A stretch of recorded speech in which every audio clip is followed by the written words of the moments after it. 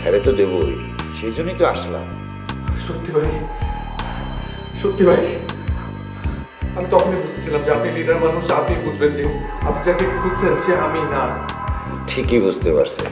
আসলে হয়েছে কি, আমার ছেলেপেলেরা ভুল করে আপনারা ধরে নিয়েছে।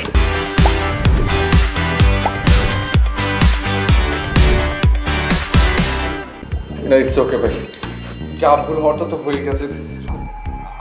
আপনি বিশেষ করে আমি না কিছু মনে করি, অ্যাটলিস্ট এবার ছেড়ে দিন।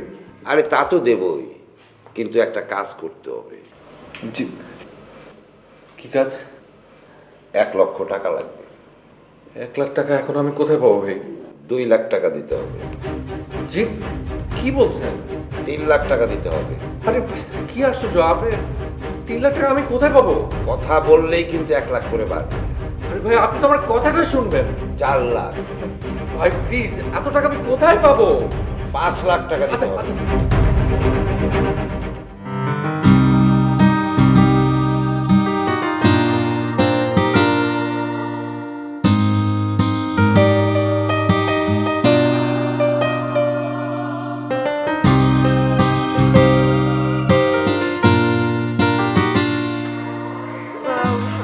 এটা সোমার দোকান না?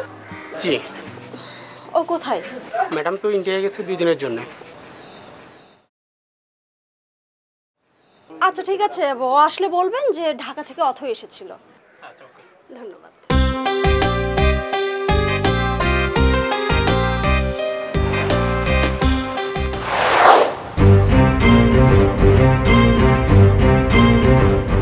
Excuse me.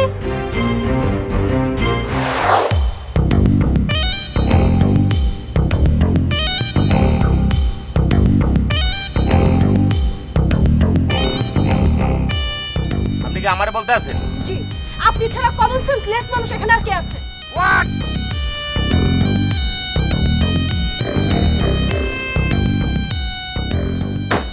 কি দোকানের সামনে গাড়ি পার্ক করেছেন কেন?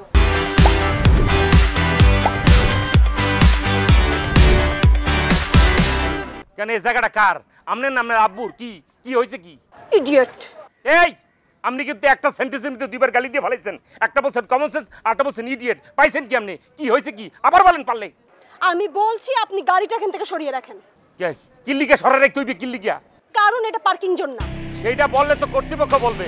আমনে বলার কে? কর্তৃপক্ষ এসে বলুক। এটা আমার বন্ধুর দোকান। কে আপনার বন্ধু? কে? আরে ডেকে নিয়েছে। ওকে কেন ডাকতে হবে? না মানে আমি শুনতে চাইতেছি ওনার কোনো অবজেকশন আছে কিনা। আপনি অবজেকশন দেন ওনার কে? আমি একজন সচেতন নাগরিক, যারা অসচেতন তাদেরকে ম্যানার শেখানো আমার কাজ।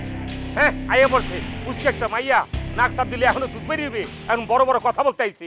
পাক না কথাকার, অকালে পাইকে গেছেন নাকি? আই খবরদার, কথাবার্তা হিসাব করে বলবেন। কি এখন কি মুকুরদা মরে বাইরে দিবেন নাকি? আর তুলবেন আমার গায়ে? কি পাইছেন কি? গাড়ি না সরালে তুলতেও পারি।